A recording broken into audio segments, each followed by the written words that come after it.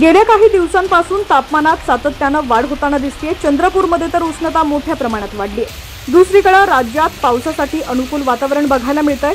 मध्य महाराष्ट्र, कोकण आणि विदर्भात विजांसह पावसाची जोरदार हजेरी लागणार आहे।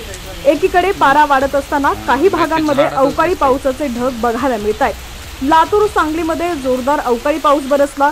दुसरीकडे विदर्भात तापमानात सातत्यानं वाढ होताना दिसते। यामुळे नागरिकांनी काळजी घेण्याची गरज आहे। मध्य महाराष्ट्र, कोकण आणि मराठवाड्यातील काही भागांमध्ये विजांसह पावसाची शक्यता हवामान खात्याकडून वर्तवण्यात आलेली आहे। गोंदिया, जेऊर, सोलापूर, अमरावती, भंडारा आणि गोंदियात पारा हा 40 पर्यंत पोहोचला होता। मुळात म्हणजे सध्या असलेल्या ढगाळ वातावरणामध्ये उकाडा हा जास्त वाढल्याचे चित्र बघायला मिळतंय। मुंबई शहर आणि उपनगरांमध्ये आकाश मुख्यतः निरभ्र राहील। कमाल आणि किमान तापमान अनुक्रमे 36 डिग्री सेल्सिअस आणि 22 डिग्री सेल्सिअसच्या आसपास असेल। पुण्यात देखील तापमान सामान्य राहील। खानदेशात पारा वाढताना दिसतोय।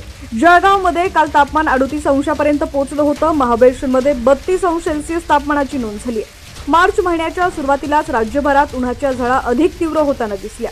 मार्च महिन्याच्या सुरुवातीच्या 2 आठवड्यांमध्ये उष्णतेच्या लाटेचा इशाराही हवामान खात्याकडून देण्यात आला। मात्र त्यानंतर अनेक ठिकाणी अवकाळी पाऊस झाल्याचं बघायला मिळतंय। अजूनही अवकाळी पाऊस हजेरी लावताना दिसतोय। होळीनंतर राज्यातील उन्हाच्या झळा अधिक तीव्र होण्याची शक्यता वर्तवण्यात आलेली होती।